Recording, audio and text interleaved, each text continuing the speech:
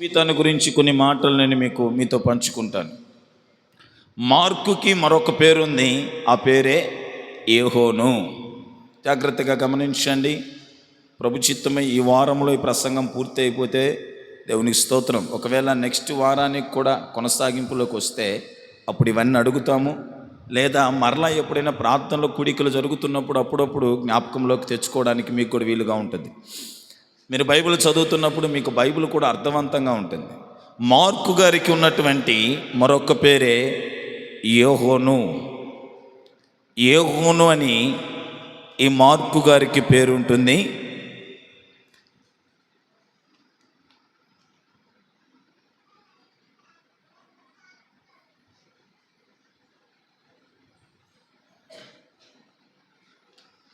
ఇతను మార్కు సువార్తను రాశాడు.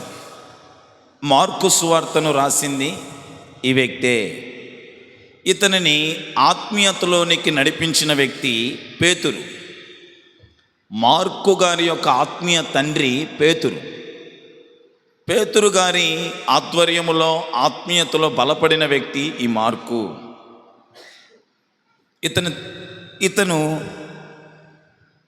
ఇతను మరొక పేరు యోహాను. మార్కు సువార్తను ఇతను రాయడం జరిగింది. బర్నబాకు మార్కు గారు మేనలుడు అవుతారు. జాగ్రత్తగానండి. బర్నబాకు మార్కు గారు మేనలుడు.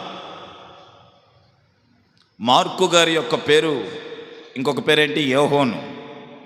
ఇతను మార్కు సువార్తను రాశాడు. ఇతను ఆత్మీయతలోనికి నడిపించింది పేతురు. ఈ మార్కు గారు బర్నబాకి ఏమవుతాడు అంటే మేనలుడు అవుతాడు. బైబిల్ గ్రంథంలో మనకు బర్నబా అనబడిన ఒక వ్యక్తి కనబడతాడు, అద్భుతమైన వ్యక్తి. ఈ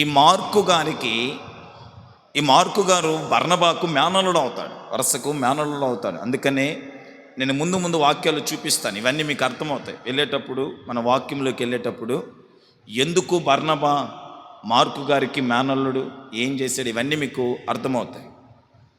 ఈ మార్కు గారి కుటుంబం అద్భుతమైన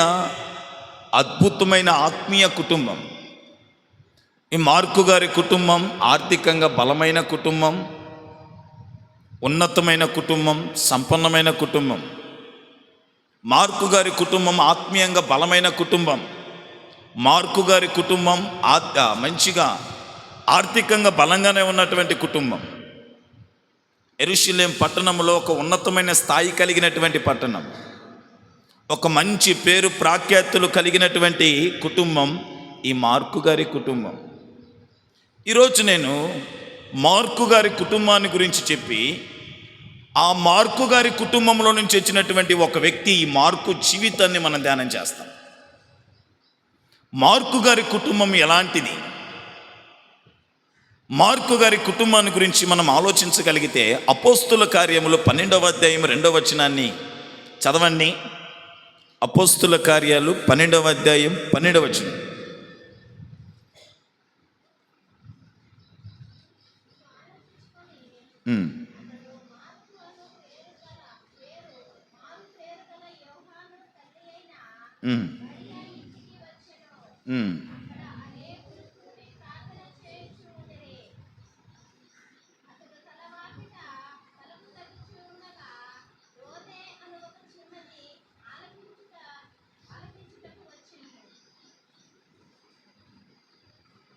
అర్థమవుతుందా మీకు?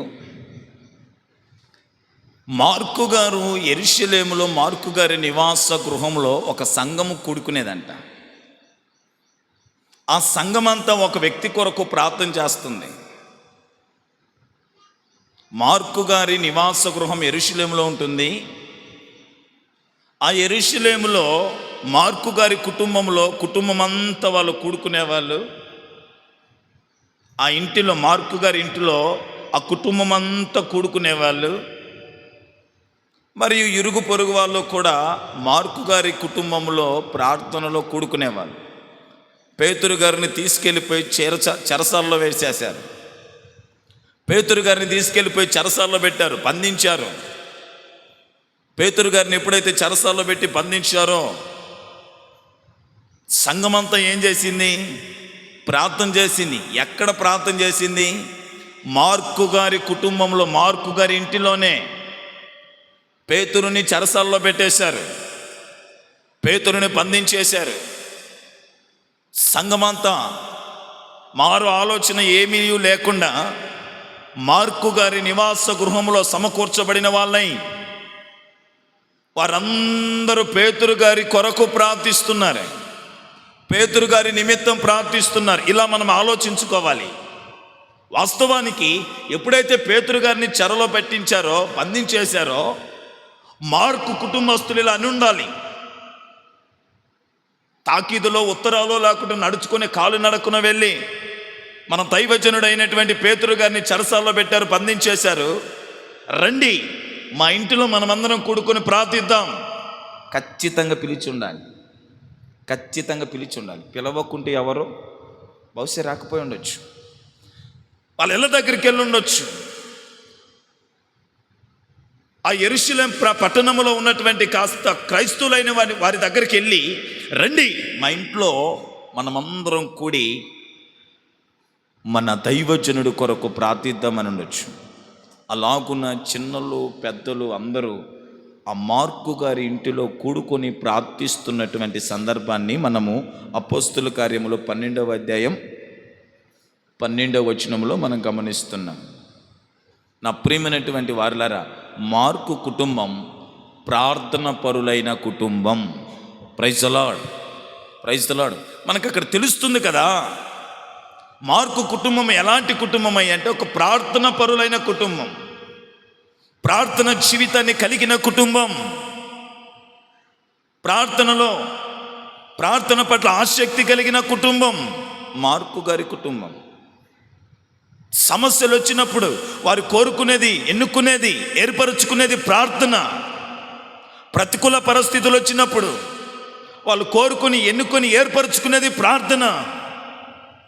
ప్రార్థన కలిగిన కుటుంబం మార్కు గారి కుటుంబం. Praise the lord.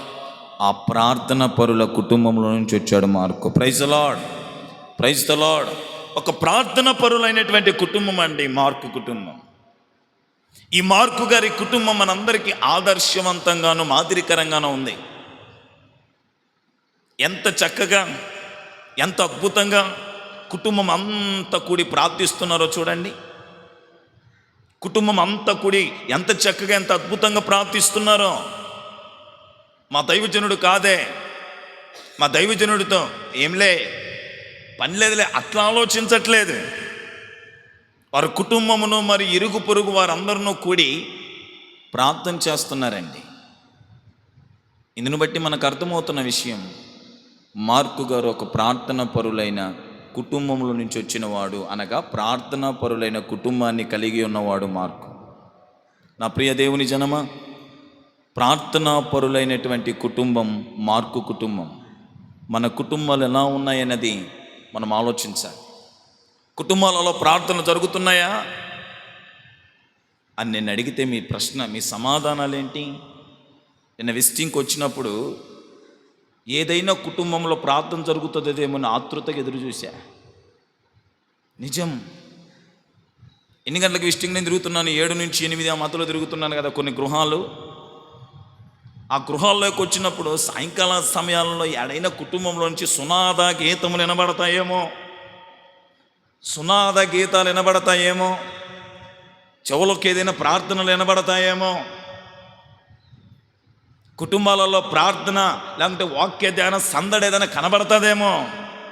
నక్కి నక్కి అన్నా కూడా, ఎతికెతికి దొరికినా కూడా దొరకట్లా నాకు ఎక్కడ. కొన్ని కుటుంబాలకు త్వరగానే నేను విజిటింగ్ కంప్లీట్ చేశాను. మరి కొన్ని కుటుంబాల్లో మాత్రం 7, 8, 8:30 వరకు విజిటింగ్ చేశాను. కొన్ని కుటుంబాలలో 1-2 కుటుంబాలు మినహాయించి నాకెక్కడ కుటుంబ ప్రార్థనలు కలిగినట్టుగా నాకు కనపడలేదు. 1-2 కుటుంబాలు మాత్రం కనపడ్డాయి. ఎందుకని మన కుటుంబ ప్రార్థన అంత నిర్లక్ష్యం చేస్తున్నాం?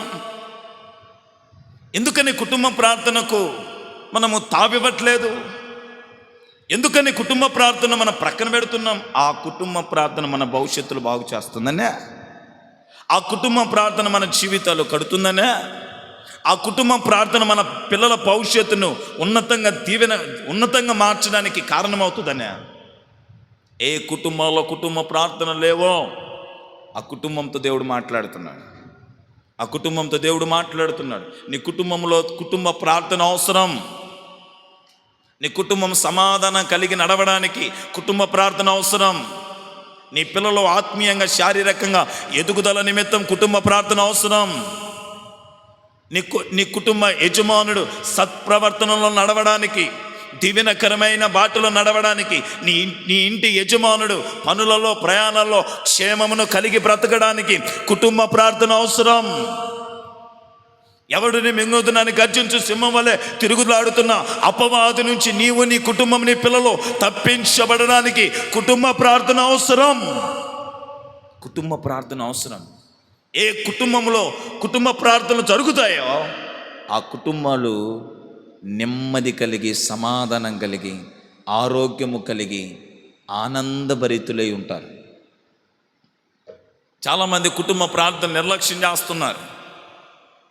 ఎందుకు ఈ అసమాధానం? ఎందుకు ఈ ఆందోళనలు? ఎందుకు ఈ అలజడి? ఎందుకు ఈ నెమ్మది లేని స్థితి? ఎందుకు ఈ అనారోగ్యాలు? ఎందుకు ఈ ఆర్థిక సమస్యలు?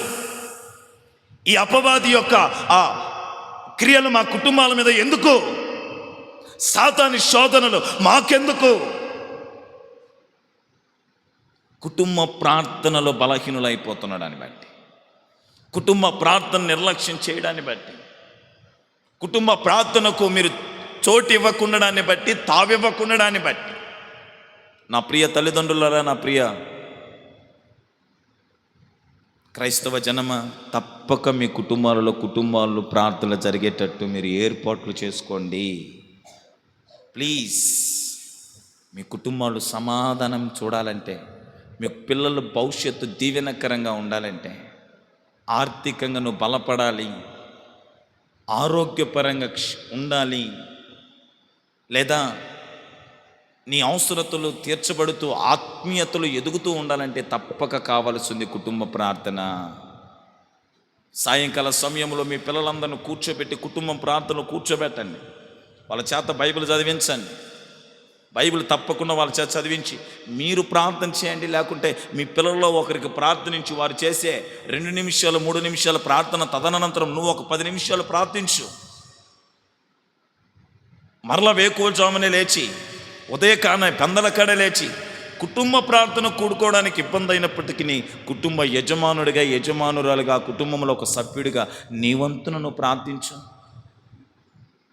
కుటుంబం ఎంత ధన్యకరంగా, ఎంత దీవెనకరంగా, ఎంత ఆశీర్వాదకరంగా, పచ్చని ఒలివ చెట్టు వలె, భూమి మీద పచ్చిక వలె తేజరిల్లుతూ సమాధానం, సంతోషం, ఆనందాలతో మీ కుటుంబాలు ఉంటాయనటలో ఏ సందేహం లేదు. Praise the Lord. వ్యర్థమైన సంభాషణకు తావివ్వకుండా, వ్యర్థమైన మాటలకు సమయాన్ని ఇవ్వకుండా, ప్రభు సన్నిధిలో కాసేపు దేవుడితో మాట్లాడడానికి కుటుంబం అంతా కూర్చోండి. దేవునితో మాట్లాడడానికి దేవుని సన్నిధిలో అందరూ ఒకటవ్వండి. కుటుంబ ప్రార్థనలకు మీరు పెద్దపీట వేయాలని ప్రేమతో మీకు తెలియపరుస్తున్నాను. Praise the Lord. ఇంకా నువ్వు ఎవరైనా కుటుంబ ప్రార్థన నిర్లక్ష్యం చేస్తుంటే, కుటుంబ ప్రార్థనను ప్రక్కన పెడుతుంటే, కుటుంబ ప్రార్థన మీదనే ఆసక్తి లేని వారి ఉన్న ఎడల ఇక నుంచినైనా మీ జీవితాలు మార్చుకోవాలని, మీ ఆలోచనలు మార్చుకోవాలని, మీ మనస్సును మార్చుకోవాలని ప్రభు ప్రేమతో మీకు తెలియపరుస్తున్నాను. సుసన్నానబడిన ఒక స్త్రీ, ఇదివరకు కూడా నేను చెప్పాను, ఇంగ్లాండ్ దేశంలో ఉన్నటువంటి స్త్రీ అద్భుతమైన కుటుంబ ప్రార్థన కలిగినటువంటి స్త్రీ, అద్భుతమైన ప్రార్థన జీవితాన్ని కలిగినటువంటి స్త్రీ, కుటుంబ ప్రార్థన కలిగినటువంటి స్త్రీ. ఆ గొప్ప స్త్రీ కుటుంబంలో నుంచి గొప్ప వ్యక్తులు గొప్ప వ్యక్తులు భూలోకానికి, లేకుంటే ప్రపంచంలో ప్రభావితం చేయగలిగిన గొప్ప వ్యక్తులు ఆ కుటుంబంలో నుంచి రాగలిగారు. ప్రపంచాన్ని ప్రభావితం చేయగలిగిన ఆ గొప్ప వ్యక్తులు ఏ కుటుంబాల నుంచి వస్తారయ్యా అంటే, కుటుంబ ప్రార్థనలో కలిగిన వారి కుటుంబాలలో నుంచి ప్రపంచాన్ని ప్రభావితం చేయగలిగిన పిల్లలు కానీ ప్రపంచాన్ని ప్రభావితం చేయగలిగిన వ్యక్తులు ఆ కుటుంబంలో నుంచి లేవనెత్తబడతారు. బల్బులు కనిపెట్టినటువంటి ఏం పేరు అతని పేరు, థామస్ ఆల్వా ఎడిసన్ ఒక ప్రార్థన పరులైన కుటుంబంలో నుంచి వచ్చిన వాడే. ప్రపంచంలో గొప్ప గొప్ప పేర్లు కలిగినటువంటి వారు, ప్రపంచ ప్రఖ్యాతి కలిగినటువంటి ఉన్నతులు ప్రార్థన పరులైన కుటుంబాలలో నుంచి వచ్చిన వాళ్ళే. ప్రపంచానికి ఆశీర్వాదకరంగా ఒక వ్యక్తి, ప్రపంచానికి దీవెనకరంగా ఒక వ్యక్తి, ప్రపంచానికి మేలుకరంగా ఒక వ్యక్తి, ప్రపంచాన్ని ఉన్నతంగా నడిపించేటువంటి ఒక వ్యక్తిలో అనేక మంది ప్రముఖులు గొప్ప వాళ్ళందరూ కూడా ప్రార్థన పరులైన కుటుంబాల నుంచి వచ్చిన వారే. దాదాపు కుటుంబాలలో ప్రార్థనలు కావాలి. కుటుంబ ప్రార్థనలు తప్పక మీ కుటుంబాలలో జరిగించండి. మరలా ప్రభు పేరట మీకు తెలియపరుస్తున్నాను. ఇంకా ఎవరైనా కుటుంబ ప్రార్థన పట్ల నిర్లక్ష్యతను కలిగి కుటుంబ ప్రార్థన చేయడానికి మీ మనసు నోచుకోవట్లేదా? కుటుంబ ప్రార్థన అంటే గిట్టట్లేదంటే నువ్వు అపవాది ఆధీనంలో ఉన్నావని మర్చిపోమాకు. సాతానుగాడి చేత శోధించబడుతున్నావని మర్చిపోమాకు. సాతానుగాడి చేత నడిపించబడుతున్నావని మర్చిపోమాకు. సాతానుగాడి ఏదో నీ కుటుంబం మీద దాడి చేయబోతున్నాడని మర్చిపోమాకు. నువ్వు కుటుంబ ప్రార్థనకు దూరం అయిపోతున్నావా? కుటుంబ ప్రార్థన పట్ల నీకు ఇష్టం లేదా? కుటుంబ ప్రార్థన అంటే నీకు నచ్చట్లేదా? జాగ్రత్త. నీ కుటుంబం మీద సాతానుగాడి దాడి చేయడానికి మార్గాలు ఓపెన్ చేసుకుంటున్నాడని అర్థం. సాతానుగాడి ప్రభావం, సాతానుగాడి క్రియ నీ కుటుంబంలో జరగడానికి, లేకుంటే నీ కుటుంబాన్ని చిన్నాభిన్నము చేసి అతలాకుతలము చేయడానికి సాతానుగాడి దారి ఓపెన్ చేసుకుంటున్నాడు, మార్గాలు ఓపెన్ చేసుకుంటున్నాడు. కుటుంబం ప్రార్థన కలిగిన వారు ఆ కుటుంబానికి ఏమేస్తున్నారు? కంచేస్తున్నారు. కుటుంబ ప్రార్థన కలిగి ఉన్నవారు ఆ కుటుంబాన్ని కంచేస్తున్నారు. పిల్లలు మొదలుకొని యజమానుడు వృద్ధుల వరకు ఆ కుటుంబంలో ఉన్న సభ్యులందరికీ కుటుంబ ప్రార్థన ద్వారా ఆ కుటుంబం చుట్టూ మీరు ఏమేస్తున్నారు తెలుసా? కంచె వేస్తున్నారు. యేసుక్రీస్తు రక్తపు కోటను మీ కుటుంబాల చుట్టూ మీరు స్థాపిస్తున్నారు. అగ్ని ప్రాకారాలు మీ కుటుంబం చుట్టూ ఏర్పరుచుకుంటున్నారు. ఎప్పుడైతే మీరు ప్రార్థన నిర్లక్ష్యం చేస్తారో, ఎప్పుడైతే మీరు కుటుంబ ప్రార్థన పట్ల నిర్లక్ష్య ధోరణి కలిగి ఉంటారో, మీరు ఏమి ఓపెన్ చేస్తున్నారు?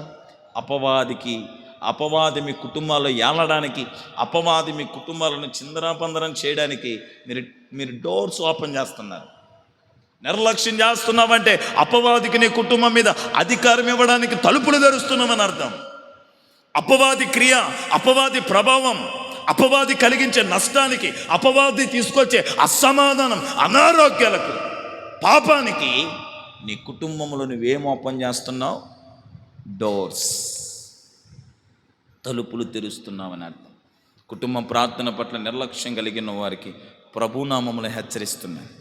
వ్యర్థమైన వాటిని ప్రక్కన పెట్టండి, పనికి మాలిన వాటిని ప్రక్కన పెట్టండి, నిరుపయోగమైన వాటిని ప్రక్కన పెట్టి కుటుంబ ప్రార్థనలకు పెద్దపీట వేయుదురుగాక. నా తల్లిదండ్రులారా, ప్రతి తల్లి మీ కుటుంబంలో కుటుంబ ప్రార్థనకు పెద్దపీట వేయండి. మీ పిల్లల భావి భవిష్యత్తు గురించి, మీ కుటుంబ దీవెనను గురించి, మీ కుటుంబ ఆశీర్వాదం గురించి ప్రభు మీతో మాట్లాడుతున్నాడు. మీ కుటుంబాలను దీవించబడేటట్టు కుటుంబ ప్రార్థనలకు మీ కుటుంబాలలో మీరు పెద్దపీట వేయాలి. ఇంకా నిర్లక్ష్యంగా ఉంటే చాలా నష్టమే చూడాల్సి వస్తుంది. జరగవలసినంత జరిగిపోతుంది. అప్పుడు చేతులు కాలిన తర్వాత ఆకులు పట్టుకోవడం వల్ల ఏమీ ఉపయోగం ఉండదు. వెయ్యండి. కుటుంబాలకు ప్రార్థనలకు పెద్దపీట వేయండి. ఏమ్మా కొండమ్మగారు, కుటుంబ ప్రార్థనలకు పెద్దపీట వేయి. కుటుంబ ప్రార్థన పెద్దపీట వేయి.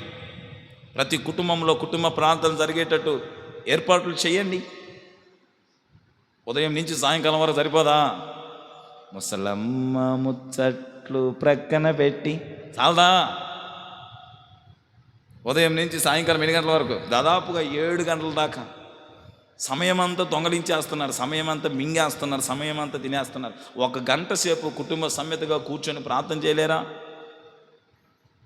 ఆ ముసలమ్మ ముచ్చట్లు ఎంత విన్నా ఏం ప్రయోజనం అంటావు? ఏం ఉపయోగం అంటావు? వాటి వల్ల వచ్చేది ఏంటంట?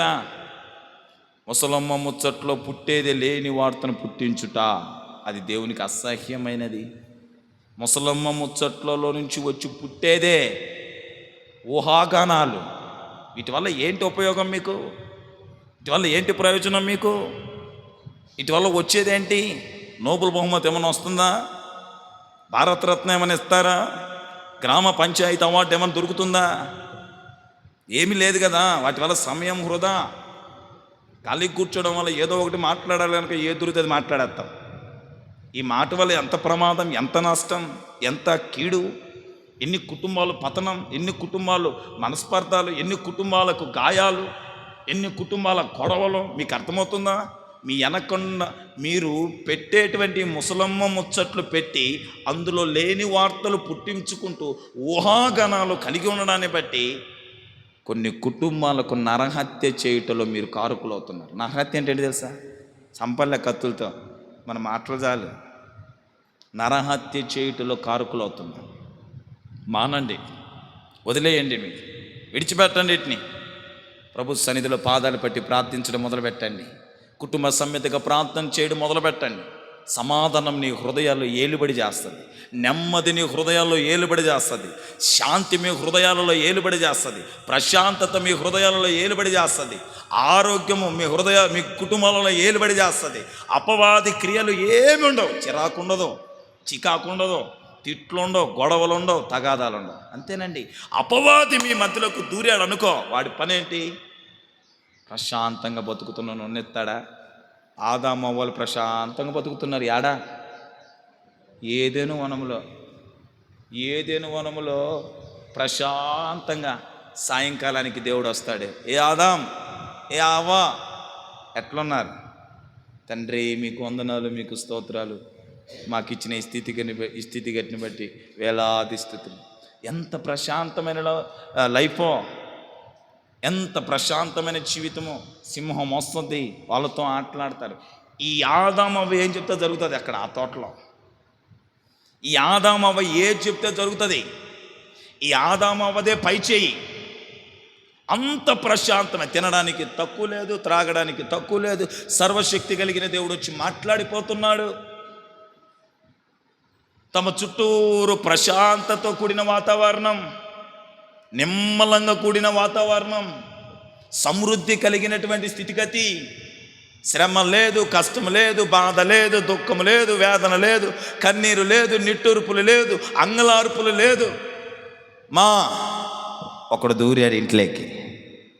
ఎవడాడు? సాతాను. ఒకడు దూరాడు. దూరడానికి కారకురాలు ఎవరు? మా తల్లి అవ్వమ్మ. మా తల్లికి ఉన్నటువంటి పెద్ద రోగం ఏంటంటే ఉండదు కాస్త కుదురుగా. ఎవరితో పెట్టాలా? దేవుడితో పెట్టు, దాని ప్రార్థన అవుతుంది. మీ ఆయనతో పెట్టు, కుటుంబాన్ని కట్టుకోవడానికి జాగ్రత్తలు అవుతాయి. సాతాను గాడితో పెట్టింది. తిన్నది ఉన్నది ఉండకుండా సాతాను గాడితో వ్యవహారం. ఆడు మామూలుడా? నిమ్మలంగా బ్రతుకుతున్న కుటుంబాన్ని, నిమ్మలంగా బ్రతుకుతున్న అవ్వని, నిమ్మలంగా బ్రతుకుతున్న ఆదాముని చెడగొట్టి పడగొట్టి, వీళ్ళు వేదన పడేటట్టు, వీళ్ళు బాధపడేటట్టు, వీళ్ళు రోధించేటట్టు, వీళ్ళు కన్నీళ్ళు గార్చేటట్టు, వీళ్ళ శ్రమ పడేటట్టు, వీళ్ళు కష్టపడేటట్టు కారకురాలు ఎవరు? ముచ్చట ఎవరితో పెట్టింది?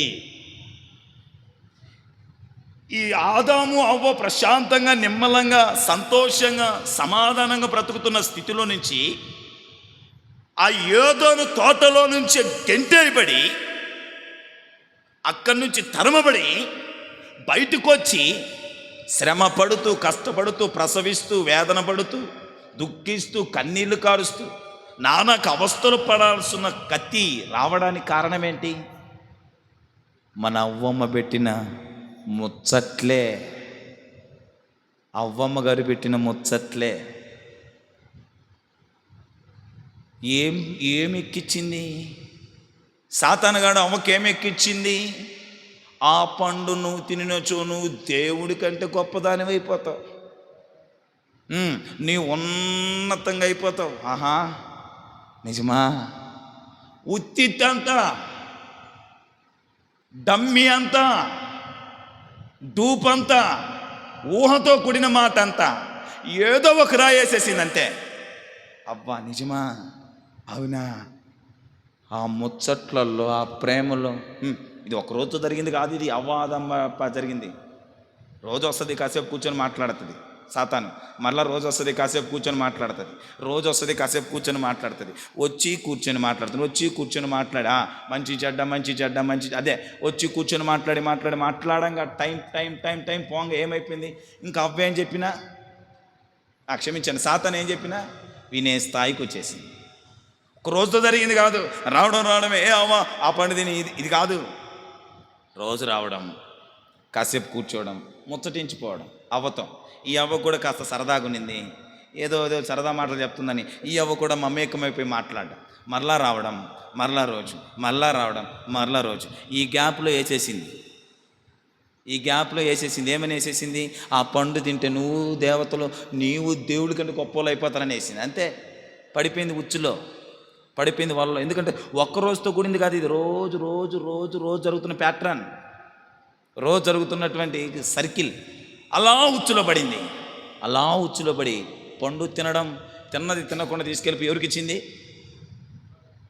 తినాలి కదా, ఇంక దాన్ని మింగేయాలా, దాన్ని కక్కేయాలా, ఉండదో పోయి భర్తకి చెప్పద్ది. పోయి ఏం చెప్తుంది? భర్తకి చెప్తుంది. మరి భర్తకి అమ్ముంటాడా? భర్తకి అమ్ముంటాడు. నువ్వు కొంచెమే కొరుక్కుని నేను మొత్తం కొరుక్కొని తింటానన్నాడు. నువ్వు కొంచెమే, నేను మొత్తం కొరుక్కొని తింటానని భర్తను మొత్తం కొరుక్కొని తిన్నాడు. మొత్తానికి ఇద్దరేమయ్యారు? గెంటి వేయబడ్డారు, తోలు వేయబడ్డారు. మీరు ముసలమ్మ ముచ్చట్లు పెట్టుకొని అక్కడ ఎవరో ఒక స్త్రీ లేనిపోని మాటను పుట్టించబడగా ఆ మాటను తీసుకెళ్ళిపోయి ఎక్కడేస్తారు? భర్త చెవినేస్తాడు. మరి భర్త గుమ్ము ఉంటాడా? ఏమవుతుంది? రచ్చ అవుతుంది, రొచ్చు అవుతుంది, చెత్త అవుతుంది, నెట్టుకి ఇళ్ళపాది కుటుంబం అంతా రోడ్డెక్కుతుంది. వేసిందనుకో ఒక మాట, కూర్చున్నావు ఆడొక మాట వేసిందనుకో, ఎత్తుకెళ్ళిపోయి చెప్పాలా? దాన్ని ఆడ చంపేయి, పాతే ఆడే. దాని సత్యమెంతో అసత్యమెంతో 1కి 2 3 సార్లు తెలుసుకో. తొందరపడ మాకు. పురుషుడు అక్కడ తొందరపడకూడదు.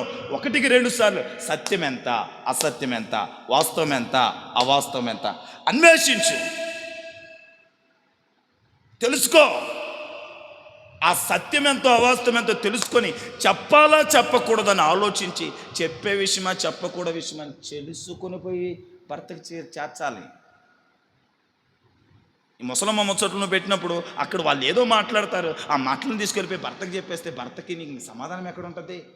ఇక నెమ్మది ఎక్కడ ఉంటుంది? భర్త నువ్వు రేపు నుంచి అక్కడ పోవద్దు అంటాడా? మనం వింటామా? వినం. ఆయన అంటాడు, మనం వినం. మరలా ఆడికే మళ్ళీ అదే తీసుకొచ్చి మరలా అదే చెప్తాం. ఇప్పుడు మరలా ఆయనకి ఏమవుద్ది? తెక్క పడద్ది. ఈసారి బడితో లేకుంటే రోకలో సేమ్ ఆదాము అవ్వకాడు జరిగినట్టు సిచ్యువేషన్ జరగట్లేదా మన కుటుంబాలలో? అదే సిచ్యువేషన్, అదే పరిస్థితి, అదే రిపీట్ అవ్వట్లేదా? అవుతుంది. చూడండి ఎంత అద్భుతమో. అప్పుడెప్పుడు ఆదాము అవ్వకాడు జరిగింది నేటికి కూడా జరుగుతుంది మన కుటుంబాలలో. Same theory, same way. కారణం దేనికి ఈ అవ్వ ఆదాం ఇంత వేదన, బాధ, కష్టం అనుభవించాల్సి వచ్చింది? ఒక్క ముసలమ్మ ముచ్చట్లు కాదా? ఇన్ని చెప్పినాక మీరు మారతారా? మారరు. ఎవరికి వారే యమునా తీరే. ఆదివారం కనుక వినాలి, కనుక ఆదివారం కనుక రావాలి, కనుక వినాలి, కనుక కళ్ళు తెరుచుకోవాలి, కనుక ఏంది నిద్రపోకుండా చెవులు ఆబ్సెంట్ అయినా పర్వాలేదు, తప్పదు అన్న కోణంలో ఉన్నామంతే. ముసలమ్మ ముచ్చట్లు ప్రక్కన పెట్టి కుటుంబ ప్రార్థనకు పెద్దపెట్టేయండి. ఇదే అవ్వ కూడా ఆ సాతానుగాడితో ముచ్చట్లు పెట్టకుండా శుభ్రంగా వెళ్ళి తన భర్త దగ్గర కలిసే లేకుండా దేవుడితో మాట్లాడడానికి ఇష్టపడి ఉంటే భవిష్యత్తులు మరోలా ఉండే, బ్రతుకులు మరోలా ఉండే, స్థితిగతులు మరోలా ఉండే. వ్యర్థమైన ముచ్చట్లలో తలదూర్చి ఆ ముచ్చట్లని విని అవి తీసుకెళ్ళి భర్తకు చేరవేసి ఇద్దరు పాపం చేయడానికి కారణమై ఇదంతా చూసిన దేవుడు, ఏయ్ గెట్ అవుట్, మీరు ఉండడానికి కూడా వీల్లేదని తరిమి కొట్టేసి ఇంకా నేను వదిలిపెడదాం. వీటి వల్ల ఎంత నష్టం జరుగుతుంది, ఇటీవల ఎన్ని కుటుంబాలు పాడైపోతున్నాయి, ఇటీవల ఎన్ని జీవితాలు పాడైపోతున్నాయి, ఇటీవల ఎంతమందికి వేదన దుఃఖం మిగల్చబడుతుంది మీకు తెలుసా? మీకు తెలియకుండానే మీరు ఇతరులకు వేదనకు బాధకు వాళ్ళు కృంగి కుసించిపోవడానికి కారకులు అవుతున్నారు. మీకు తెలియకుండానే మానేయండి, విడిచిపెట్టండి, వదిలేయండి. ఇంకా నేను ప్రార్థన కలిగిన వారుగా ఉండండి. వాటన్నిటిని వదిలి ప్రక్కన పెట్టి విడిచిపెట్టి ఏం కలిగిన వారంగా ఉండాలి మనము? కుటుంబ ప్రార్థనలు కలిగిన వారు ఉండాలి. దాదాపుగా మీరు ఎన్ని కుటుంబాలు కుటుంబ ప్రార్థనలు చేస్తున్నాయి నేను ఎరుగా. నా అంచనలో కొన్ని ఉన్నాయి. ఈ కుటుంబాల్లో ఎవ్రీడే కుటుంబ ప్రార్థన జరుగుతాయి, అది నాకు తెలుసు. ఇంకొన్ని కుటుంబాలు దేవునికి అప్పగించబడి ఉన్నాయి, సాతాను గారికి అప్పగించబడి ఉన్నాయి. మారండి, మారు మనసు పొందండి, వదిలేయండి. కుటుంబ ప్రార్థనకు పెద్దపీట వేయుదురుగాక. ఆమేన్. రెండో మాట, అపోస్తుల కార్యములు 12వ అధ్యాయం. మీ మంచి కోరి చెప్తున్న నా తల్లిదండ్రులారా, పిల్లల భవిష్యత్తు, మీ కుటుంబ సమాధానాలు, మీ ఆత్మీయ ఎదుగుదల కొరకు చెప్తున్నా. కుటుంబ ప్రార్థనలు మాత్రం ప్రక్కన పెట్టద్దు దయచేసి. ఈ రోజు నుంచి అయినా కుటుంబ ప్రార్థనలు ప్రారంభించాం. అపోస్తుల కార్యాలు 12వ అధ్యాయం 5వ వచనం చదవండి. 5వ వచనం, పేతురు చెరసాలలో ఉంచబడెను, సంఘమైతే అతని కొరకు అత్యాశక్తితో దేవునికి ప్రార్థన చేయుచుండెను. ఆ తర్వాత 12వ వచనాన్ని కూడా చదవండి. ఇట్లా ఆలోచించుకొని అతడు మార్కును మారు పేరు గల యోహోను తల్లి అయిన మరియా ఇంటికి వచ్చాను. అక్కడ అనేకులు కూడి ప్రార్థన చేయుచుండెను. జాగ్రత్త కింద, మరియా ఇంటిలో సంఘమంతా ఏమవుతుంది చెప్పండి? మరియా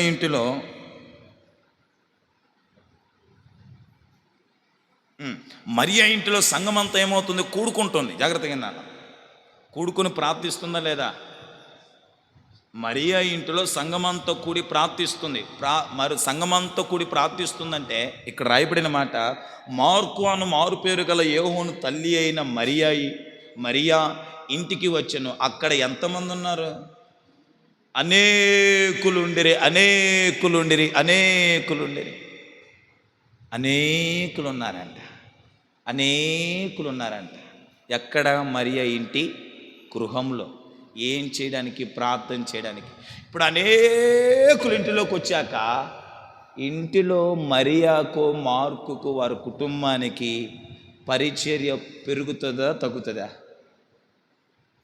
పెరుగుతుంది. వచ్చిన వాళ్ళు గమ్ముంటారా? పిల్లలు, చిన్నపిల్లలు గమ్ముంటారా? చిన్నపిల్లలు ఉన్నారు, పెద్దవాళ్ళు ఉన్నారు, అందరు గమ్ముంటారు. నీళ్లు కావాలంట, ఆకలి అంటారు. ఉన్నోళ్ళు గమ్ముకుంటారా? కాస్త మట్టో చెత్తో చెదారమో మొత్తం వేసేస్తారు. ఇప్పుడున్నంత నీట్నెస్ అప్పుడు లేవుగా. చెత్తో చెదారం అంతా వేసేస్తారు. నేనేమంటానంటే అది మామూలు విషయం కాదు. అనేకుల ఇంట్లో కూడిరి అనగా ఆ కూడుకుంటున్న పరిశుద్ధుల సమూహం అంతటికి కుటుంబం ఏం చేస్తుంది? పరిచర్య చేస్తుంది. కూడుకున్న సమూహం అంతటికి కుటుంబం ఏం చేస్తుంది? పరిచర్య. ఎంత అద్భుతం! అనేకులు కూడుకుంటే వాళ్ళందరికీ పరిచర్య. ఖర్చు ఎంత? పని ఎంత? తిండి ఎంత?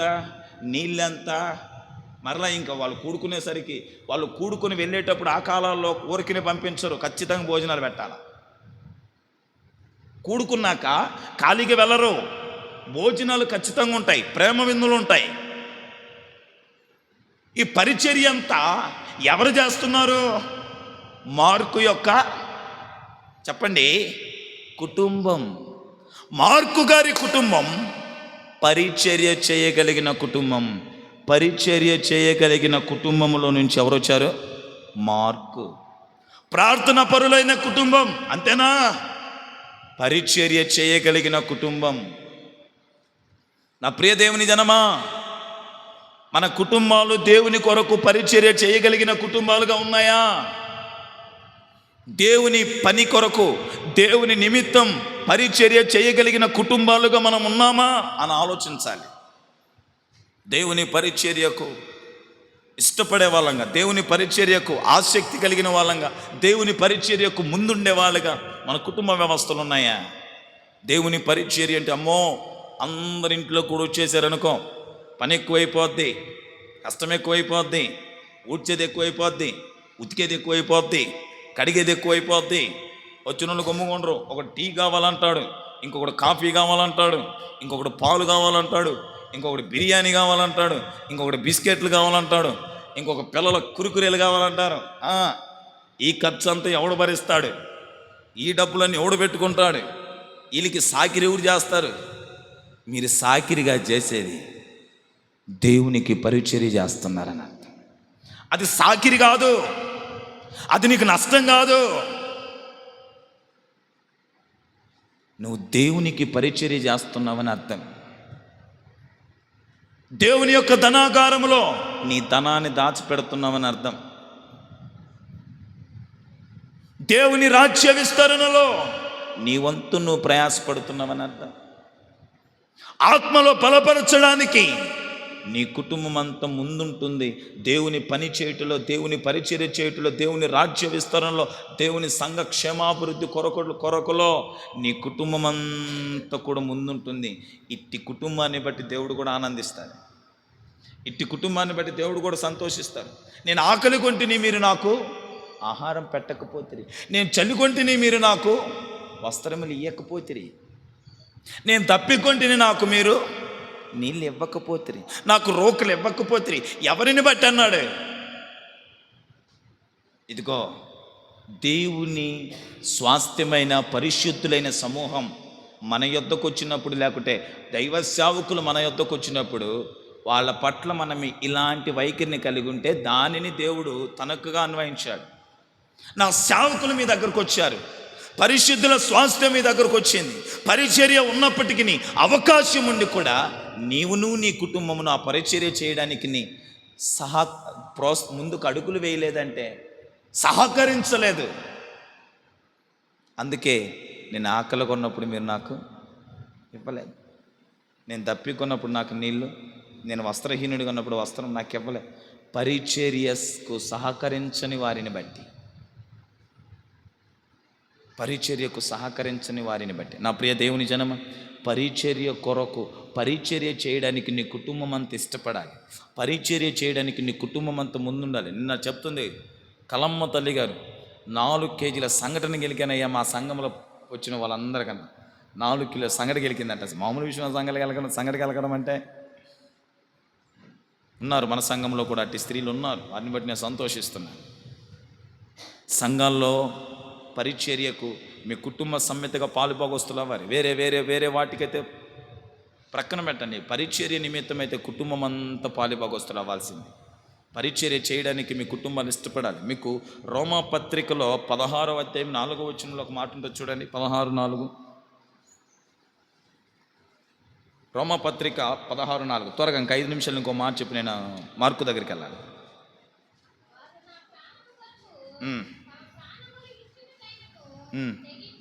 ఎవరు వాళ్ళు? అకుల, ప్రిస్కిల్ల కుటుంబమా కాదా? కుటుంబం. ఏం చేశారంట? పౌలు ప్రాణము కొరకు తమ ప్రాణాలు ఇవ్వడానికి కూడా తెగించారంట. ఏమైనా పరిచారకుల వాళ్ళు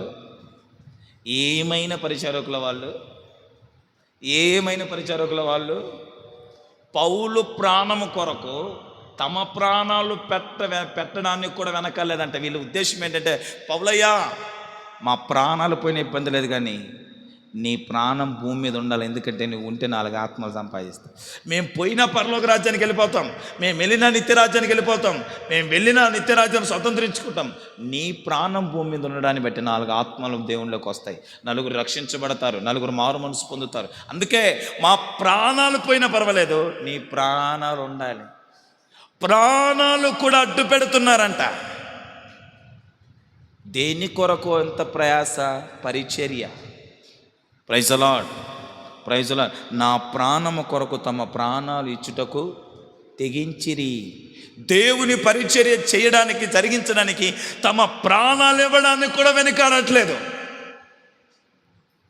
దేవుని పరిచర్య చేయడానికి, దేవుని పని కొరకు, దేవుని నామ ఘనత కొరకు, దేవుని రాజ్య విస్తరణ కొరకు తమ ప్రాణాలు ఇవ్వడానికి కూడా వెనుకాడని కుటుంబం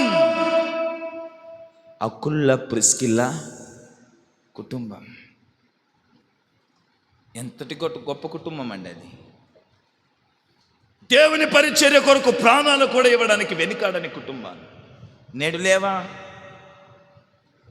లేవా? అబ్సల్యూట్లీ ఉన్నాయి. నేటికి కూడా అనేక కుటుంబాలు మిషనరీలుగా వచ్చి భారతదేశంలో కనుమరుగైపోతున్న వారు లేరా? మిషనరీలుగా వచ్చి భారతదేశానికి పరిచర్య చేసి సువార్త ప్రకటించి ఇల్లు లేని వారుగా స్కూళ్ళు కట్టించారు, హాస్పిటల్ కట్టించారు. ఎంతో ఉత్తమమైన పరిచర్య చేసి ఇక్కడ మరణించిన వారు కూడా ఉన్నారు. ఏలూరు అనబడిన ఈ ప్రాంతాలలో చాలా ప్రాంతాలు ఉన్నాయి.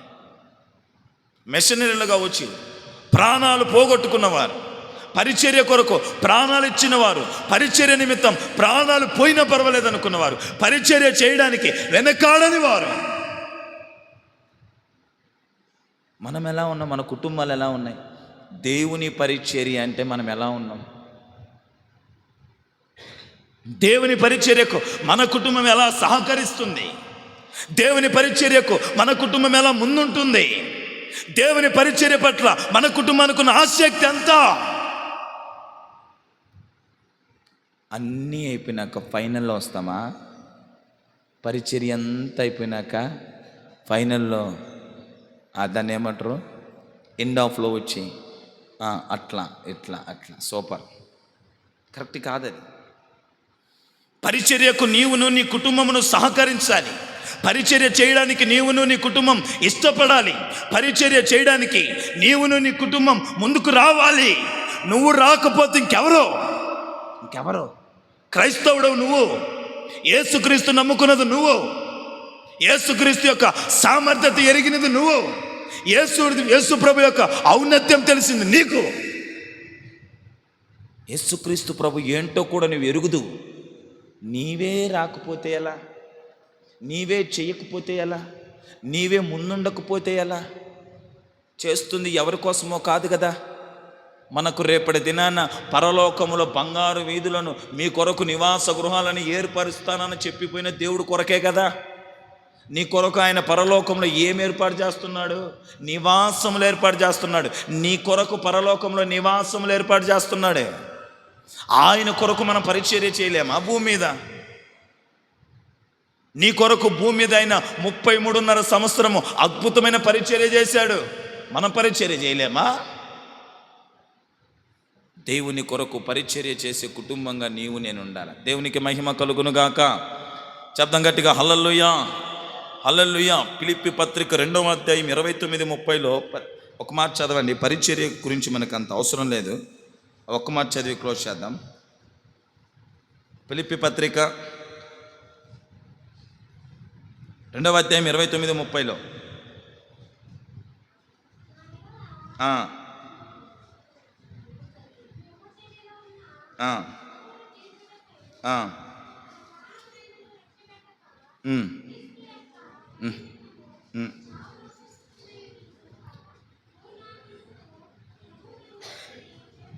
ఎవరతను? క్రీస్తు పని కొరకు చావడానికి కూడా సిద్ధపడి ఉన్నాడు ఒక అతను. ఎవరతను? ఎఫోద్రితు. ఫిలిప్పీ సంఘంలో ఒక సభ్యుడు, సేవకుడు కాదు, కాపరి కాదు, ఒక సభ్యుడు ఎఫోద్రితు. ఆ ఎఫోద్రితు క్రీస్తు పరిచర్య చేయడానికి చావడానికి కూడా సిద్ధంగా ఉన్నాడంట. అలాంటి మనస్సును మనం ధరించున్నాము. ఒక్కరిలో చెప్పండి అలాంటి మనస్సును. క్రీస్తు కొరకు, క్రీస్తు పరిచర్య కొరకు నేను నా కుటుంబం చావడానికనే సిద్ధం, లేకుంటే మా ప్రాణాలు పోయినా పర్వాలేదు. హృదయం మీద చెయ్యేసి ఒక్కడేం చెప్పగలమా? చెప్పలేం. మనదేం చెప్పనా? క్రీస్తు సిలువలో పోయినా పోని, నేనైతే బతికున్నాను. క్రీస్తు పరిచర్య ఆగితే ఆగని, నేనైతే అసలు క్రీస్తు నమ్మింది నేను బతకడానికి భూమి మీద. నేను జీవించడానికి భూమి మీద, నేను ఆరోగ్యమును అనుభవించడానికి భూమి మీద క్రీస్తు కొరకు ప్రాణం పెట్టే స్థితిలో మేము లేం. ప్రాణం పెట్టే స్థితిలో మీరుంటే క్రీస్తు కొరకు బ్రతుకుతారుగా? సాతానుగాడి కొరకు బ్రతుకుతారా? ప్రాణం పెట్టి క్రీస్తు కొరకు ప్రాణం పెట్టేవాడిలో ఏముంటాయి చెప్పండి? ప్రేమే ఉంటుంది, క్షమాపణ ఉంటుంది. క్రీస్తు కొరకు ప్రాణం పెట్టడానికి తెగించినోడు క్రీస్తు కొరకు ఈగోలు చంపేస్తాడు, అహాన్ని చంపేస్తాడు, గర్వాన్ని చంపేస్తాడు. దులుపుకోబోయే తత్వం ఉంటుంది. ఏ తత్వం? దులుపుకోబోయే తత్వం. పోతే పోనీలని తత్వం ఉంటుంది. ఏ దానికై కూడా కంగారు పడడు. క్రీస్తు కొరకు ప్రాణం పెట్టడానికి ముందుకొచ్చినోడికి జీవితం మీద ఏమన్నా ఆశ ఉంటుందా? మ్యాక్సిమం కొన్ని ఉండవు. క్రీస్తు కొరకు ప్రాణం పెట్టడానికి కూడా సిద్ధపడిపోయిన వ్యక్తి ఎఫోత్రి. క్రీస్తు పని కొరకు అలాంటి తత్వం మనలో ఉండాలని అడుగుతున్నాను నేను. కనీసం ఒక పావు భాగమైన ఎప్పుడైనా నీ హృదయం అలా అనిపించిందా? నా యేసే కొరకు నేను ప్రాణాలు పెట్టడానికి నేను రెడీ, ఎంతకని నేను రెడీ. ఇక్కడ సేవకుడిగా నిలబడి నేను చెప్తున్నా, నేను రెడీ. నా యేసై కొరకు నేను ప్రాణాలు పెట్టడానికైనా రెడీ, సిద్ధం. ఎట్ ద టైం నా కుటుంబం కూడా మేము రెడీ. తెగించాము కనుకనే ఎక్కడ రాజీ పడకుండా సేవ చేస్తున్నాం. తెగించాము కనుకనే రాజీ పడట్లా సేవలో. మీరు గమనించారో లేదో, దేనికి వెనకడుగు వేయట్లా, ఎక్కడ రాజీ పడట్లా. అవతలున్న వాళ్ళు ఎంతటైనా ఎలా మాట్లాడినా, ఏది చేస్తానన్నా, ఏది చెందుతానన్నా రాజీ లేదు. కారణం ఏంటి చెప్పలా? క్రీస్తు పని కొరకు ప్రాణాలు పెట్టడానికి కూడా మేము సిద్ధపడి ఉన్నవాళ్ళం కాబట్టి. ఆ మనస్సు మనలో ఉంది కానీ, ఆ మనస్సును మనలో కనీసం ప్రాణం పెట్టడానికి సిద్ధపడకపోయినా పర్వాలేదు, కనీసం నీవును నీ కుటుంబమును అవకాశం ఉన్నప్పుడు పరిచర్య చేయడానికి సిద్ధపడండి, పరిచర్య చేయడానికి ఇష్టపడండి. ప్రభు ఖచ్చితంగా మిమ్మల్ని ఆశీర్వదించునుగాక. మూడో మాట, మార్కు సువార్త 12వ అధ్యాయం 15వ వచనం. మార్కు సువార్త 12:15.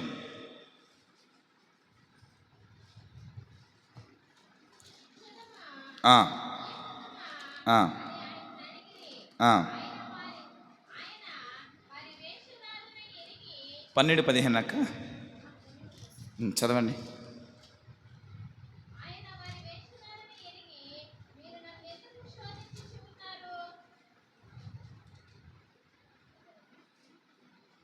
ఒక్క నిమిషం.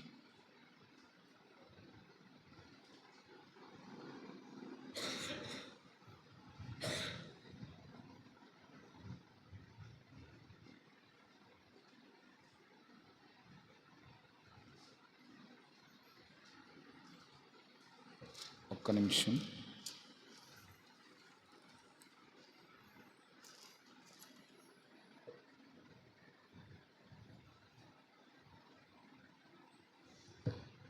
ఇక్కడ మీరు గమనించగలిగితే అపోస్తుల కార్యాలు, క్షమించండి అక్క, అపోస్తుల కార్యాలు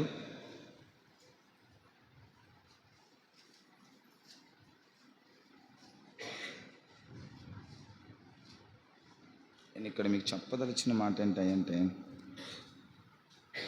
ఈ మార్కును పరిచర్యకు అప్పగించబడిన కుటుంబంగా ఆ కుటుంబం కనబడుతుంది. మార్కు అనబడిన వ్యక్తిని పరిచర్య చేయడానికి, పరిచర్యకు అప్పగించింది ఈ కుటుంబం. మీకు అపోస్తుల కార్యాలు మొదటి మిషనరీ యాత్ర జరిగేటప్పుడు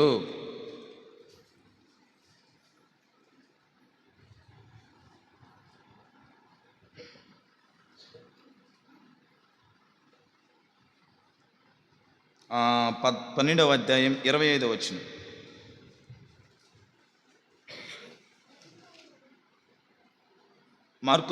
క్షమించండి, అపోస్తుల కార్యంలో 12వ అధ్యాయం 20. బర్నబాయు పౌలును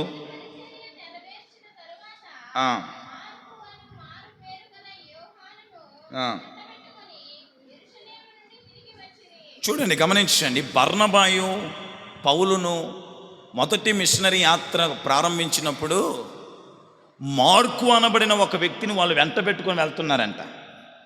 నేను ఇక్కడ ఆలోచించదగిన విషయం ఏంటంటే, మార్కు అనబడిన వ్యక్తిని వాళ్ళు వెంట పెట్టుకొని పోతున్నారంటే, ఈ మార్కును బర్నబాతో పౌలుతో పంపడానికి తల్లిదండ్రులు ఇష్టపడి పంపారా, ఇష్టపడకుండా పంపుంటారా? మనోడు పౌలు వాళ్ళు ఇష్టపడి ఇస్తేనే తీసుకొని పోయే టైపు, పొరపాటును కూడా కష్టంగా తీసుకెళ్ళిపోయే టైప్ మనోడు కాదు, పౌలు కాదు. ఎందుకంటే తిమోతి జీవితంలో కూడా అదే కనపడుతుంది. తిమోతి యూనికే అనబడిన తన అవ్వ లోయి యూనికే అనబడిన వాళ్ళిరువురు, క్షమించండి, యూనికే తన తల్లి, లోయి అవ్వ, వీళ్ళిరువురు తిమోతిని తీసుకెళ్ళి పౌలు చేతిలో పెడితేనే పౌలు పరిచర్యకు తీసుకెళ్ళాడు, ఇస్తేనే ఇష్టపడి తీసుకెళ్ళాడు. మార్కు విషయంలో కూడా సేమ్ అదే వైఖరి.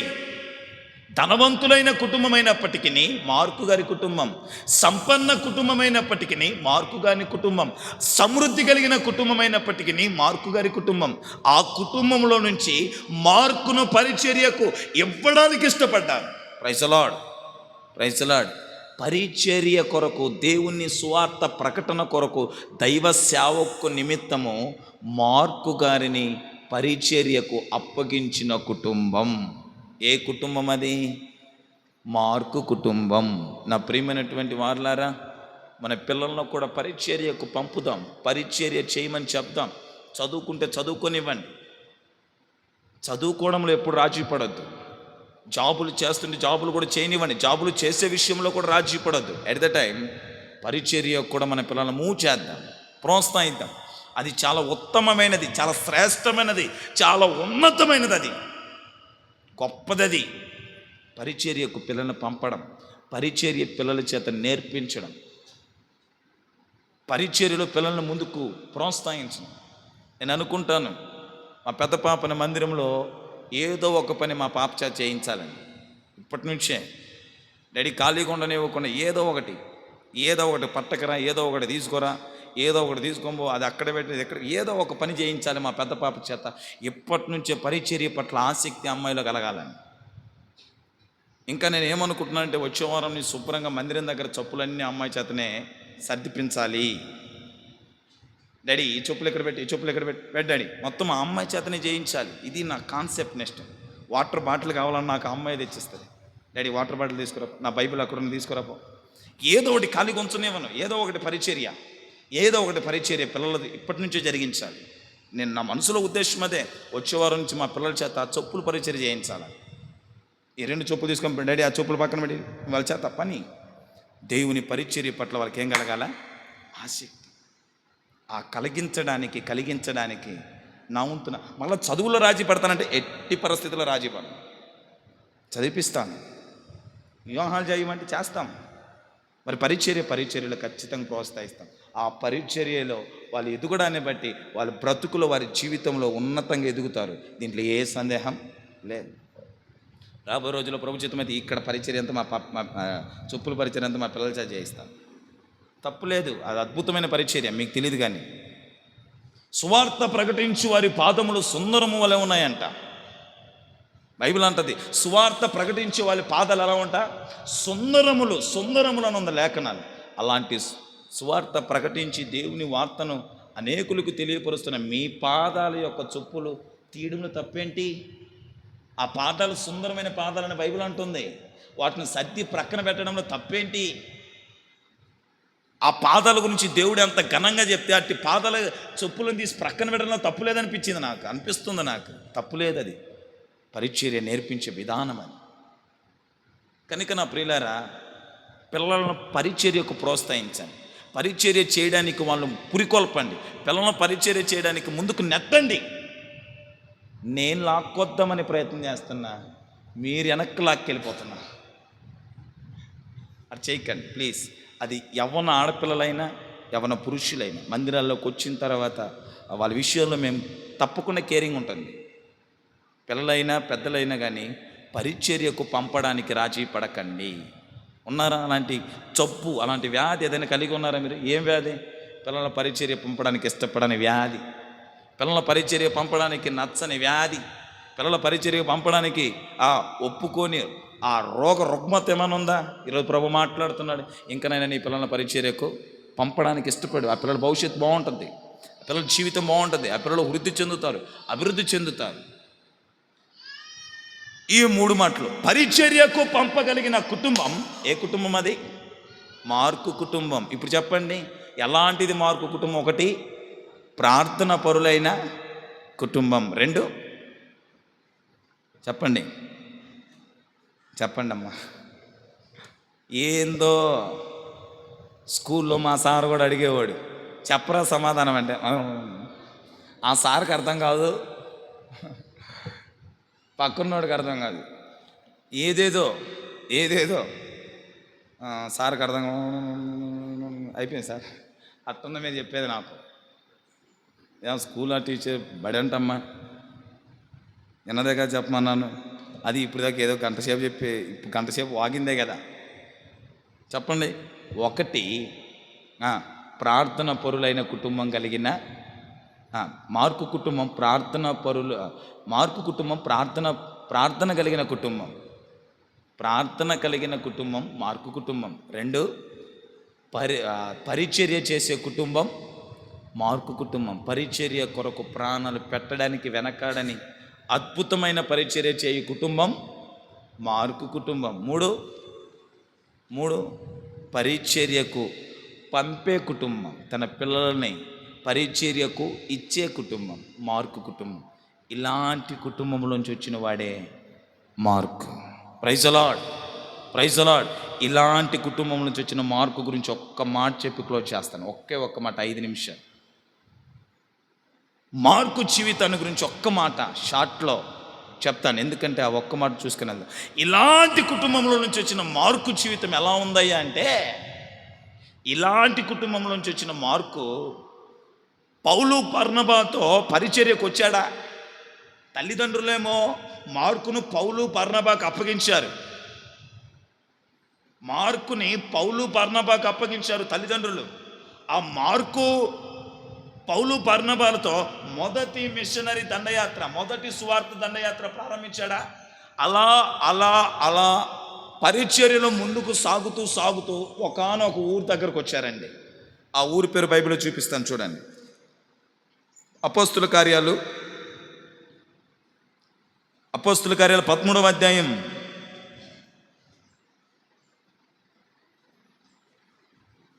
13వ వచనం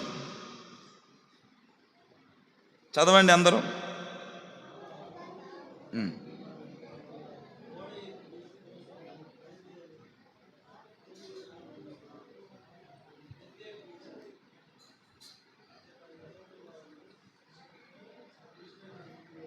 ఇక్కడ యోహోను అంటే ఎవరు?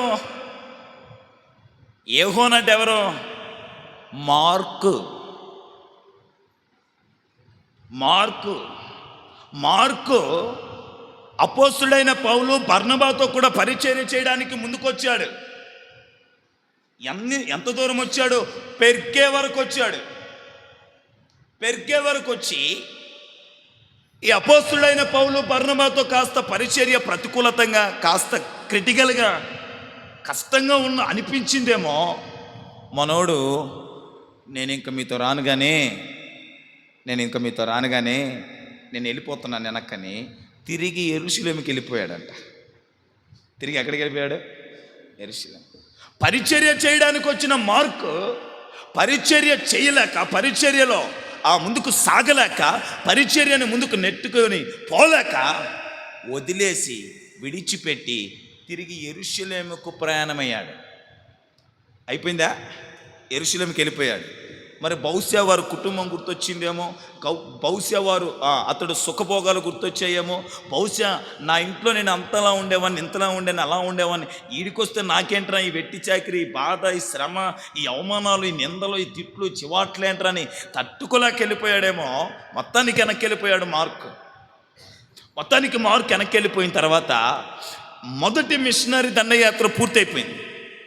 మొదటి మిషనరీ దండయాత్ర పూర్తయిపోయిన తర్వాత రెండవ మిషనరీ దండయాత్ర మరలా ప్రారంభమవుతుంది. అపోస్తుడైన పౌలు బర్నబా మరలా రెండవ మిషనరీ యాత్ర, అనగా రెండవ సువార్త దండయాత్ర చేయడానికి 2 అడుగులు ముందుకేస్తారు. జాగ్రత్తగానండి, ముగిస్తున్నాను.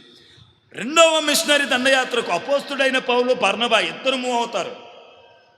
మొదటి మిషనరీ యాత్రలో ఎక్కడెక్కడ ఏ ఏ ప్రాంతాల్లో ఏ ఏ పట్టణాల్లో సువార్త ప్రకటించామో మరలా అక్కడికి వెళ్ళి వాళ్ళందరినీ దర్శించి వారిని బలపరిచి వాళ్ళని పురికొల్పి వాళ్ళని నిలబడదాం అని పౌలు బర్నబా సిరియాలో ఉన్న అంతియోకయ నుంచి బయలుదేరతారు. ఇది రెండవ మిషనరీ దండయాత్ర. మరలా మనోడు ఏడవుతాడు. ఎవరు? మార్కు. మరలా వస్తాడు. అన్నా నేను కూడా వస్తాను ఈసారి పరిచర్యకి, నేను కూడా వస్తాను. బర్నబన్న నేను చెప్పాను కదా, బర్నబా ఏమవుతాడు ఇతనికి? మేనలుడు కాబట్టి మామ నేను కూడా మీతో పాటు వస్తాను మామ మిషనరీ దండయాత్రకి. సరే అల్లుడా నువ్వు వస్తానని వద్దండనరా అన్నాడు. మనోడు పౌలు ఉన్నాడు కదా, పౌలు మామూలుడు కాదు. బర్నబా పౌలు దగ్గరకు వచ్చి ఉండాలా, వచ్చి ఇలా అడిగి ఉండాలా, పౌలా మరి ఏంటి రెండవ మిషనరీ దండయాత్రను మనం ప్రారంభిస్తున్నాం కదా, ఎక్కడెక్కడ మొదటి మిషనరీ దండయాత్ర చేశామో ఏ పట్టణాలు మళ్ళా దర్శించి అక్కడ విశ్వాసులు బలపరచాలని ఆశపడ్డాం. మరి మన ప్రయాణం కొనసాగిస్తున్నాం కదా. మరి మనోడు మార్కు కూడా మనతో పాటు వస్తానంటున్నాడు, మరి ఏంటి విషయం అన్నాడు. మార్కు కూడా మనతో వస్తానన్నాడు, తీసుకెళ్దాం. వెంటనే పౌలు అన్నాడు, ఆడొస్తే మాత్రం నేను ఒప్పుకోను, ఓడొస్తే మాత్రం నేను ఒప్పుకోను. పౌలు మార్కు వస్తానంటే నాకు వద్దు, నేను ఒప్పుకోను. అక్కడ లేఖనం రాయబడింది చూడండి, రెండో మిషనరీ దండయాత్ర అపోస్తుల కార్యాలలో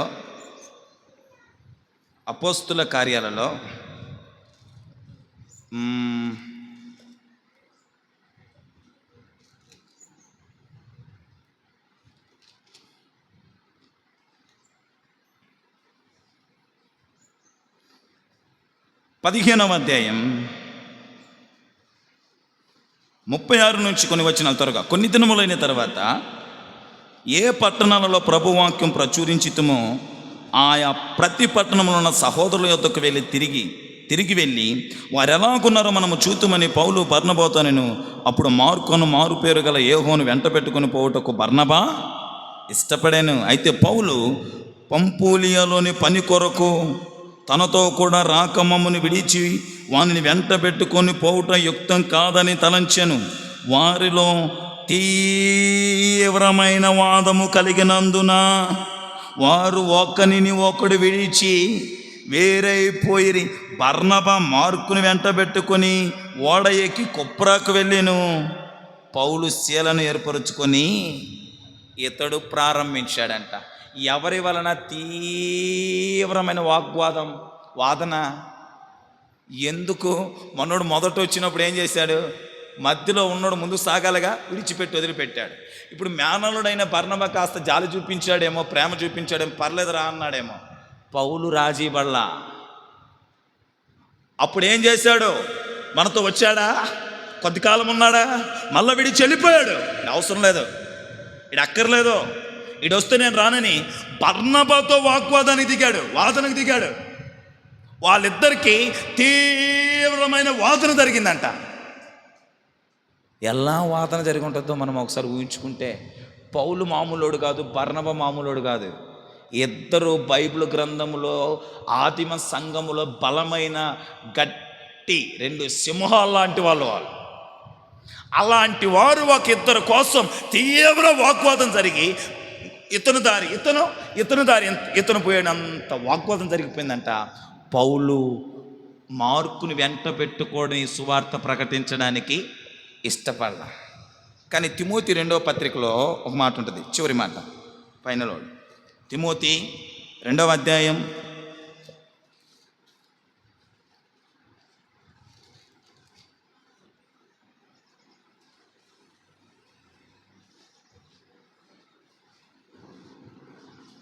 2వ అధ్యాయం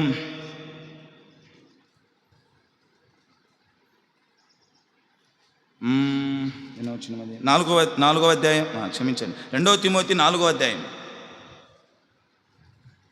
11వ వచనాన్ని చదువుదాం. లూకా మాత్రమే అపోస్తుడైన పౌలు రోమా చెరలో ఉన్నాడు. అపోస్తుడైన పౌలు రోమా చెరలో ఉండి తిమోతికి పత్రిక రాస్తున్నాడు. ఇప్పుడు ఈ పత్రిక రాస్తూ ఆ పత్రికలో ఏం సంబోధిస్తాడో చూడండి. లూకా మాత్రమే నా యొద్ద ఉన్నాడు. లూకాసు వార్త రాసినటువంటి లూకా ఇతను నా యొద్ద ఉన్నాడు. మార్కును వెంట పెట్టుకొని అప్పుడేమన్నాడు? వద్దనంటే వద్దు, మంచోడు కాదు, బ్రతుకు బాగాలేదు, మధ్యలోని విడిచిపెట్టిపోతాడు. బహుశా బర్నబా అప్పుడు ఇలా అనొచ్చు, వాళ్ళ కుటుంబం ధనికుల కుటుంబం, అయితే నాకేంటి అనొచ్చు పౌలు. వాళ్ళ కుటుంబం పరిచర్య కుటుంబం, అయితే నాకేంటి అనొచ్చు పౌలు. వాళ్ళ కుటుంబం ప్రార్థన పరుల కుటుంబం, అయితే నాకేంటి అనొచ్చు పౌలు. వినండి లాస్ట్ మాటలు. వాళ్ళ కుటుంబం సంఘం జరిగేది అక్కడ అనొచ్చు. మరియా బాధపడద్దేమో, పౌలా మార్కును వెంటేసుకోమంటే అవసరం లేదు. మార్కు బ్రతుకు మంచిది కాదు, మార్కు జీవితం మంచిది కాదు, మార్కు క్రియలు మంచివి కాదు, మార్కు నడత మంచిది కాదు, మార్కు మాట మీద నిలబడే తత్వం కలిగిన వాడు కాదు, నాకొద్దు అన్నాడు. కొన్ని సంవత్సరాలు గడిచిపోయింది. 2వ మిషనరీ దండయాత్ర అయిపోయింది, 3వ మిషనరీ దండయాత్ర అయిపోయింది. రోమా యాత్రలో రోమ ప్రయాణం అంతా ముగించుకొని పోయి చెరలో కూర్చున్నాడు. జైల్లో కూర్చున్నప్పుడు అంటాడు, తిమోతిని నాకు తీసుకొని రమ్ము. తిమోతి నాకు కావాలా, అతను తీసుకొని రా. క్షమించండి, మార్కు నాకు కావాలి, తీసుకొని రమ్ము అంటున్నాడు. మార్కు నాకు కావాలి, నాకు అవసరం, మార్కును వెంట పెట్టుకొని రమ్ము. ఏం జరిగి ఉండాలి? ఖచ్చితంగా మార్కు మొదట ఏం చేశాడు? తప్పు చేశాడు. తర్వాత మార్కు ఏం చేసుకున్నాడు? సరిదిద్దుకొని అద్భుతమైన పరిచర్య చేసి ఉన్నవాడై ఉండాలి. తప్పు చేశాడు, పొరపాటు చేశాడు, మిస్టేక్ చేశాడు, మాట తప్పాడు. తర్వాత ఏం చేశాడు? తప్పును దిద్దుకున్నాడు, చేసిన పొరపాటును దిద్దుకున్నాడు, చేసిన మిస్టేక్స్ని దిద్దుకున్నాడు. జీవితాన్ని మరలా సెట్ చేసుకొని ఈ పౌలు 2వ మిషనరీ దండయాత్ర, 3వ మిషనరీ దండయాత్ర, ఇతను రోమా ప్రయాణం అయిపోయేంత వరకు పేతురు దగ్గర ఇతను పరిచర్య చేశాడు. ఇదంతా గమనించిన పౌలు అంటాడు, మార్కు నా వెంట పెట్టుకోరమ్మ, నాకు ఇప్పుడు నాకు అవసరం, ఇప్పుడు నాకు ప్రయోజకుడు. ఒకప్పుడు ప్రయోజకుడు కాదేమో కానీ ఇప్పుడు నాకు అవసరం, వెంట పెట్టుకొని రమ్మని మార్కును కోరుకుంటున్నాడు. చివరి చిట్ట దశలో మార్కును కోరుకుంటున్నాడు. ఎందుకు మార్కును కోరుకున్నాడయ్యా అంటే, మార్కు తన జీవితాన్ని సరిదిద్దుకున్నాడు, బాగు చేసుకున్నాడు. పొరపాటును ఏం చేశాడు? దిద్దుకున్నాడు. నా ప్రియ తల్లిదండ్రులారా, మార్కు జీవితంలో నుంచి మనం నేర్చుకుంటున్న అద్భుతమైన పాఠం, లైఫ్లో జీవితంలో పొరపాట్లు, తప్పిదలు, తప్పటడుగులు పడుతుంటాయి. తెలుసో తెలియకో కొన్నిసార్లు జీవిత బడబడిలో తప్పటడుగులు వేస్తుంటాం, పొరపాట్లు జరుగుతుంటాయి. దేవుడివా నువ్వు? దేవతవా నువ్వు? ఏం పైనుంచి ఏమైనా దిగొచ్చావా? సరిగ్గా బ్రతకడానికి కష్టం. తప్పటడుగులు పడుతుంటాయి, దొర్లుతుంటాం, మిస్టేక్స్ అవుతుంటాయి. కానీ ఆ మిస్టేక్స్లో ఉండకూడదు, ఆ తప్పటడుగులు మరలా చేయకూడదు, ఆ తప్పిదాలే మరలా జరిగించకూడదు. వాటిని దిద్దుకొని జీవితాన్ని బాగు చేసుకోగలగాలి. అది దేవుడు కోరుకునేది. ఈ మనస్సు మనకు రావాలి. మార్కు తప్పు చేశాడు, మరలా ఏం చేశాడు? దిద్దుకొని జీవితాన్ని కట్టుకున్నాడు, బ్రతుకును కట్టుకున్నాడు. చేసిన తప్పే మరలా చేస్తున్నామంటే నేనేమనాలా? కుక్క అనాలా? అంతే కదా. చేసిన తప్పే మరలా చేసేది ఏం చెప్పండి? ఒకసారి వామిటింగ్ చేస్తుందా, మరలా దాన్నే పంది అనాలా? ఒకసారి బురదలో పడద్దా, మరలా పోయి? నేను ఎవరిని ఉద్దేశించి మాట్లాడట్లా, ఉన్నది చెప్తున్నా. బైబిల్లో ఉన్నాయి రెఫరెన్స్ అన్ని. కుక్క వాంతికి కక్కి తిరిగి తిన్నట్టు అంటాడు, పంది పొర్లు అంటాడు. బైబిల్లో ఉన్న రెఫరెన్స్ నేను చూపిస్తాను. చేసిన తప్పే మరలా చేయకూడదు. ఒకసారి తప్పు అయిపోయిందా, ఒకసారి పొరపాటు అయిపోయిందా, ఒకసారి తప్పుడు అడిగేసావా, ఇంకా మరలా నీవు ఆ పొరపాటులో నుంచి, ఆ తప్పుడులో నుంచి జీవితంలో పాఠాలు నేర్చుకుని బ్రతుకు నువ్వు కట్టుకోవాలా. అలా ఉంటేనే దేవుడు నిన్ను బట్టి సంతోషిస్తాడు. సారికి మరలా చేసి ప్రభువా నన్ను క్షమించు, మరలా చేసి ప్రభువా నన్ను క్షమించు, మరలా చేసి ప్రభువా నన్ను చేసిందే చేసి నన్ను క్షమించు అంటే ఇది ఒక బతికిన పోరా అంటాడు. చంపదబ్బేసి కూర్చోబెడతాడు,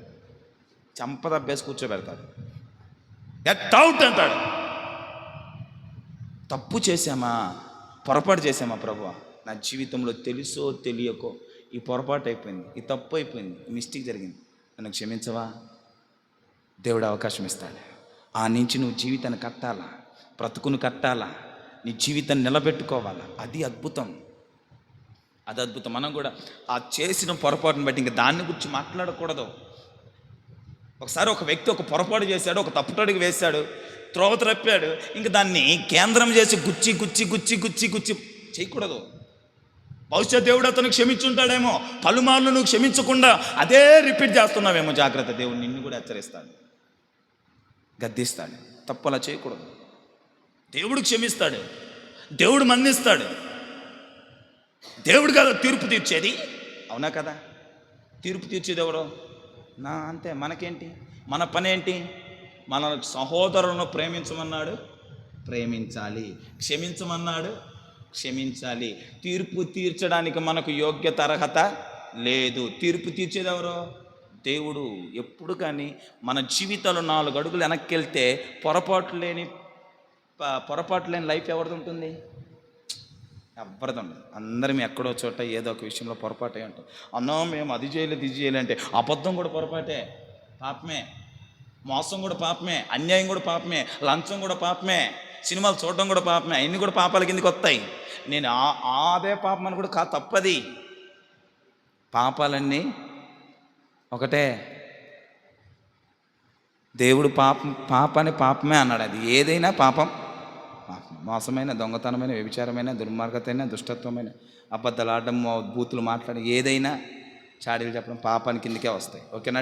నేనేమంటానంటే మార్కు జీవితాన్ని మనం కలిగి ఉండాలి. మార్కు ఎలాగైతే చేసిన తప్పును తెలుసుకొని మరలా జీవితాన్ని కట్టుకున్నాడో, మనం కూడా ఒకవేళ జీవితంలో తప్పిడాలు, పొరపాట్లు, తప్పుటడుగులు వేసింటే మరలా మన జీవితాన్ని మనం కట్టుకోవాలి. ఆ మూర్ఖంగా మనం వెళ్ళకూడదు. అది సరైన విధానం కాదు. మరలా మన జీవితాలు మార్చుకొని బాగు చేసుకోగలిగితే దేవుడు కూడా మనల్ని బట్టి సంతోషించి తన కౌగిట్లో మనల్ని మనల్ని దీవించడానికి ఇష్టపడతాడు. కళ్ళు మూసుకొని ప్రార్థన చేస్తాను. చిన్న ప్రార్థన. ప్రేమ కలిగిన మా తండ్రి, దయగలిగిన మా నాయన, ప్రభు నీతో మాట్లాడా? ఒకసారి చిన్న ప్రార్థన చేసుకో. చిన్న ప్రార్థన ముగిస్తున్నాను.